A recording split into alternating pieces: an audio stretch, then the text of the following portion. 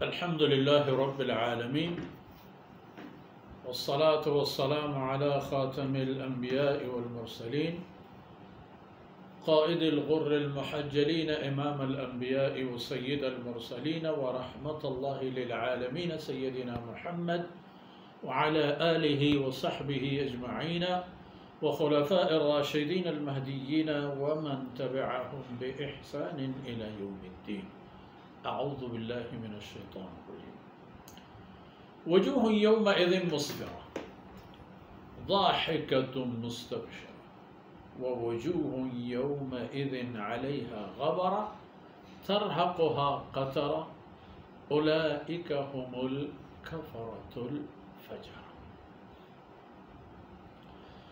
سبحانك لا علم لنا إلا ما علمتنا إنك أنت العليم الحكيم. رب اشرح لي صدري ويسر لي أمري واحلل عقدة من لساني يفقه قولي واجعل لي وزيرا من أهلي رب زدني علما وارزقني فهما ثم أما بعد.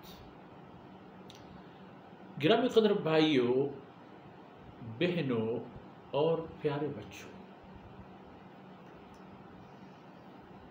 آخری حصے میں تین اہم نکات اس سورہ مبارکہ کی آیتوں میں سے اقتباس کر لیتے ہیں. ایک عالم اس ہولناک حالت کی کہ جس میں کوئی کسی کا نہیں رہے گا. یفر المرء من اخیہ، آدمی اپنے بھائی سے بھاگتا ہے، وامہ وابی، اپنے ماں باپ سے بھاگتا ہے، وصاحبتہ وبنیہ، اور اپنی اہلیہ اور اولاد سے بھی انسان اپنے آپ کو چھپاتا ہے، بھاگ جاتا ہے. کیوں؟ لکل امرئ منہم یومئذ شأن یغنیہ، کیونکہ ہر انسان کے لیے اپنی ایک ایسی حالت ہوگی کہ اسے کسی اور کی طرف اسے سوچنے یا ان کے کام آنے کا موقع ہی نہیں ملتا. اس میں مگن ہوتے ہیں اپنی دنیا میں، اتنے ان کے ہاتھ پاؤں باندھے ہوئے ہوتے ہیں کہ وہ کسی اور کے بارے میں سوچ بھی نہیں سکتے. کچھ کرنے کی بات دور کی بات ہے. ایک نقطہ آخری آیتوں میں یہی ہے. اور دوسرا نقطہ، وجوہ یومئذ مسفرہ ضاحکہ مستبشرہ، اہل سعادت کی نشانیاں روبی میدان محشر، حساب و کتاب کے حدود میں، حساب و کتاب کی جگہ پر. ایک عالم یہ ہوگا کہ بہت سارے چہرے مسفرہ، تر و تازہ، ضاحکہ، خوشحال اور آسودہ، اور مستبشرہ، سعادت مندی کی بشارت حاصل کرنے والے. انہیں بشارت مل چکا ہوتا کہ تم لوگ کامیاب ہو. اور کامیابی کا عالم اس آیہ کریمہ سے لے لیں کہ اللہ رب العزت فرماتے ہیں فَمَنْ زُحْزِحَ عَنِ النَّارِ وَأُدْخِلَ الْجَنَّةَ فَقَدْ فَازَ. بس جہنم سے جسے خلاصی ملی اور جنت میں اسے گزارا گیا، جنت میں داخلہ مل گیا، جنت کے اندر گھس گیا، کامیاب. اب وہاں کیا درجہ ہوگا اس کا، جنت میں اس کا مقام کیا ہوگا، وہ بات کی بات ہے. کامیابی تو صرف اتنی ہے کہ اسے جنت میں گزرنے کا موقع، جنت کے اندر داخل ہونے کا موقع دے دیا گیا. اب دوبارہ اسے نہیں نکالا جائے گا. اب ایک منظر تو یہ ہے، اور یہ منظر کس کے دیکھ لینا، ایک دنیاوی مثال. آپ اور ہم سب پورے دنیا کے انسان، ان کا انحصار مواد خوراکیہ سے ہے جو زمین کے پیداوار ہے. زمین کے پیداوار میں گیہوں یا گندم اولویت رکھتی ہے کسی بھی فصل یا اناج سے، یا چاول کو لے لیں. اب اس کی ایک فرصت آتی ہے کہ اتنے پتہ نہیں کتنے ایکڑوں پر محیط ایک آپ کی زراعت ہے جو پک گیا ہے، جسے کاٹنا ہے، جسے اس حد تک مراحل سے گزارنا ہے کہ اس کی گھاس پھوس اور اس کی جو دانے ہیں وہ ایک دوسرے سے جدا ہو جائے، اور پھر ان دانوں کو آپ اسٹور کریں، ان کو آپ محفوظ کریں، تب جا کر یہ تمام مراحل طے ہو گئے، اس کے بعد سکون کی سانس لیتے ہیں اور اطمینان بھی ہوتی ہے کہ میرے پاس ذخیرہ موجود ہے،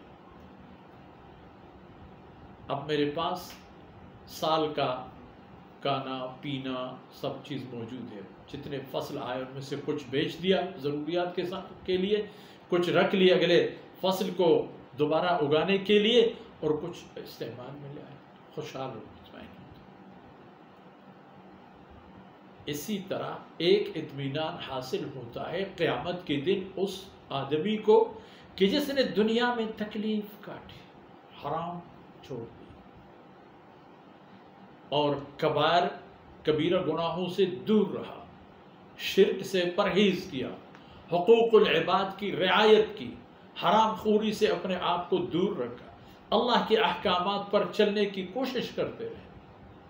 یہ تکلیفات ہیں، ظاہر ہے اللہ کے احکامات پر چلنا بھی آسان نہیں ہوتا ہے ہر جگہ اور ہمیشہ، کبھی کبھار اس پر بہت ساری مشکلات آ جاتی ہیں۔ اب جب تک انسان زندہ ہے اسے یہی کچھ کرنے ہیں، نمازوں کے اہتمام، صدقات کے اہتمام، روزوں کے اہتمام، بلائی کی ترویج اور ترغیب اور منکرات سے لوگوں کو بچانے کی جدوجہد اور کوشش ہے۔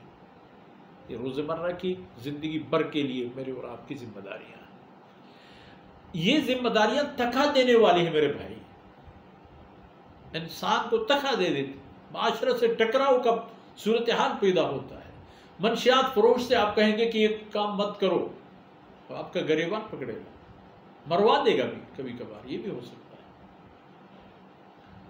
آپ اسی طرح دو نمبری کام کرنے والوں سے، ڈاکوؤں سے، چوروں سے کہیں گے کہ یہ کام مت کرو، وہ بھی آپ کی جانی دشمن بن جائیں گے، دھمکیاں دیں گے، گھر پر، بال بچوں پر، ماحول پر ان کا اثر بھی پڑتا ہے۔